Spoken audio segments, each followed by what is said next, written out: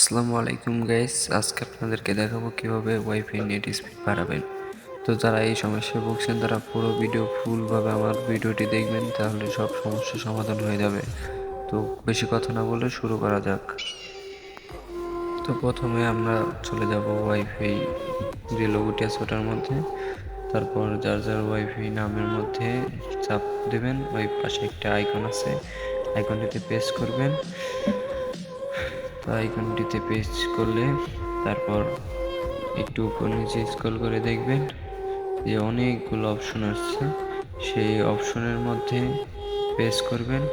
তো তারপর দেখবেন সেখানে প্রাইভেসি নামে একটা অপশন আছে, সেই প্রাইভেসি নামে অপশনটিতে প্রেস করার পরে দেখবেন ইউজ রিমুভ ডিফেন্ড, এটাই সবটাই থাকে। তো আপনারা এটা না, ইউজ ডেস্কটপ এমসি এটার মধ্যে করে রাখবেন।